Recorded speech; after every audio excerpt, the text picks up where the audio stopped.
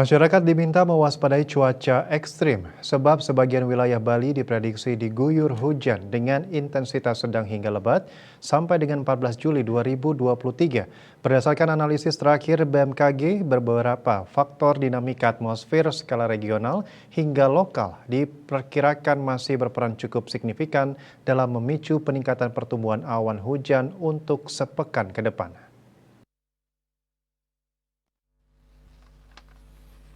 Beberapa faktor dinamika atmosfer yakni aktifnya Madden-Julian Oscillation (MJO) serta gelombang ekuator seperti gelombang Kelvin dan Rossby ekuatorial di sekitar wilayah Indonesia dapat meningkatkan potensi pertumbuhan awan hujan dan secara tidak langsung meningkatkan potensi curah hujan tinggi.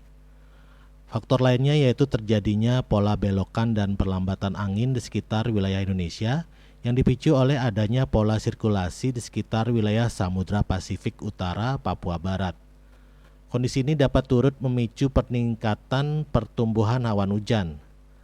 Deputi Bidang Meteorologi BMKG Guswanto mengatakan, dalam sepekan terakhir anomali suhu muka laut di perairan Indonesia secara umum relatif normal. Anomali antara 1 hingga 2 osi terjadi di sebagian kecil perairan utara dekat pesisir Jawa hingga Nusa Tenggara, sebagian perairan selatan Sulawesi, sekitaran perairan Maluku dan selatan Papua. Sedangkan wilayah perairan lainnya umumnya berada pada anomali di bawah 1 osi. Dikatakan kondisi hujan tinggi yang terjadi dalam sepekan ini di beberapa wilayah Indonesia lebih signifikan dipicu oleh adanya aktivitas gelombang atmosfer di sekitar maritim kontinen. MJO, gelombang Rossby ekuatorial, dan gelombang Kelvin merupakan fenomena dinamika atmosfer yang mengindikasikan adanya pola konvektivitas yang dapat menimbulkan potensi pertumbuhan awan hujan dalam skala yang luas di sekitar wilayah fase aktif yang dilewatinya. Fenomena MJO dan gelombang Kelvin bergerak dari arah barat ke timur, yaitu dari wilayah Samudra Hindia ke arah Samudra Pasifik dan melewati wilayah Indonesia dengan siklus pergerakan sekitar 30 hingga 40 hari pada MJO. Sedangkan pada Kelvin dalam skala yang relatif lebih cepat yaitu harian.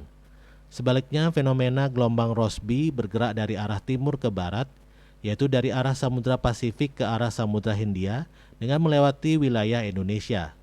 Sama halnya seperti MJO maupun Kelvin, ketika gelombang Rossby aktif di wilayah Indonesia, maka dapat berkontribusi pada peningkatan pertumbuhan awan hujan dan secara tidak langsung berdampak pada peningkatan curah hujan secara signifikan di beberapa wilayah Indonesia. Karena itu, mencermati perkembangan dinamika atmosfer tersebut, potensi hujan intensitas sedang hingga lebat masih dapat terjadi dalam sepekan ke depan di beberapa wilayah di Indonesia. Terkait hal tersebut, BMKG mengimbau kepada warga masyarakat terdampak, terutama di wilayah yang masuk wilayah bahaya untuk meningkatkan kewaspadaan dan menyiapkan upaya mitigasi terhadap potensi hujan lebat hingga sangat lebat di sekitarnya. Winata Bali Pos melaporkan.